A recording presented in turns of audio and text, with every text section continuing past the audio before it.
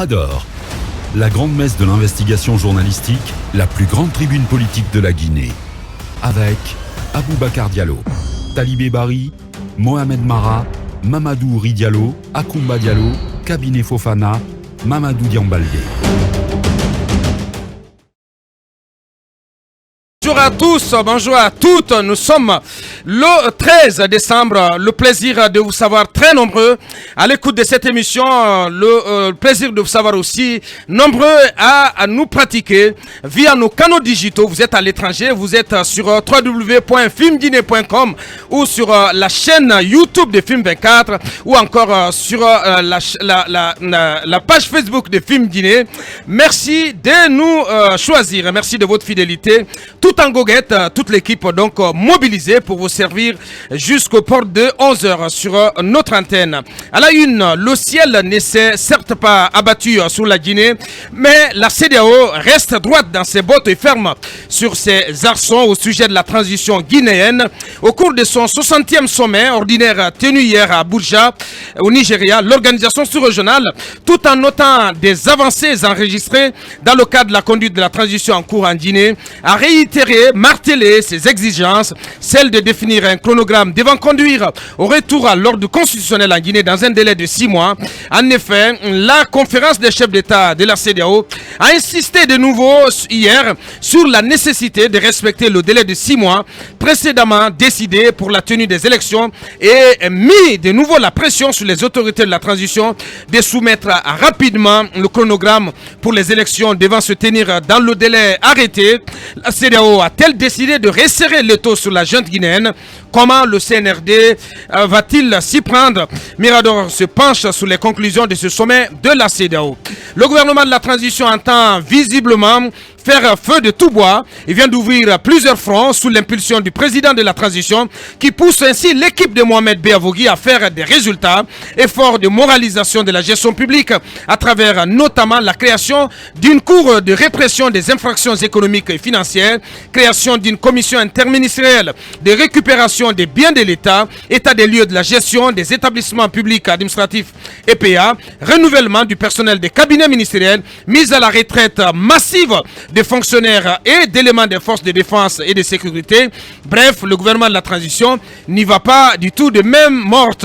Toutefois, l'équipe Beavogui a-t-elle trouvé les réflexes nécessaires à son bon fonctionnement? Nous poserons la question dans un instant. Les nombreux chantiers ouverts ont quelle chance d'être conduits à bon terme d'ici la fin donc de la transition? Des questions et d'autres que nous allons adresser à notre invité prestige en ce lundi, qui n'est autre que M. Ousmane Gawal Diallo, porte-parole du gouvernement et ministre de l'Habitat, de l'Urbanisme et de l'Aménagement du territoire. Il va nous rejoindre sous les coups de 8h40 sur cette antenne. Faut-il l'appeler le colonel redresseur des torts? Après s'être personnellement recueilli sous les tombes des deux premiers chefs d'État guinéens, puis en la mémoire des victimes de la violence d'État, le tombeur d'Alpha Condé a permis à l'érection des stèles immortalisant des officiers militaires tragiquement disparus.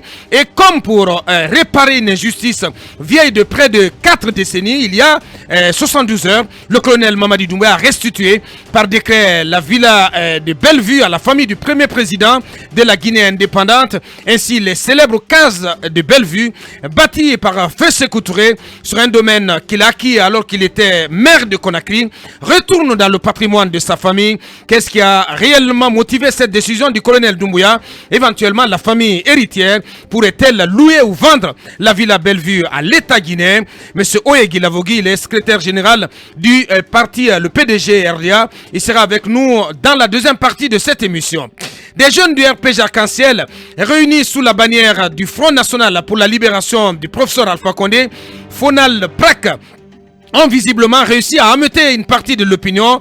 Samedi dernier, des militants et sympathisants qui ont voulu se réunir autour de cette libération au siège national du RPG Arc-en-Ciel à Gbessia, ici à Conakry, en ont été empêchés par les forces de l'ordre qui les ont dispersés à coups de gaz lacrymogène, alors que des ténors du parti se sont désolidarisés tout simplement de l'initiative de ces jeunes. C'est le FNDC, contre toute attente, qui a pris leur défense condamnant ainsi un acte qualifié de répressif.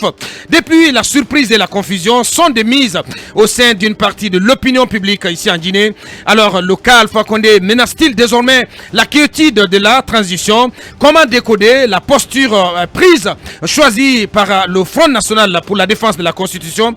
Mirador posera le débat dans cette émission.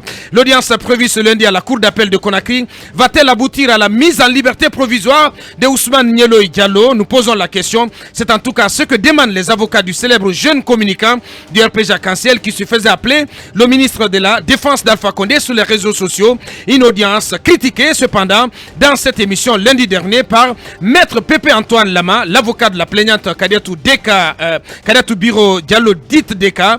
Ce matin, Mirador donne la parole à l'autre partie, donc à travers Maître Almami Samori Traoré.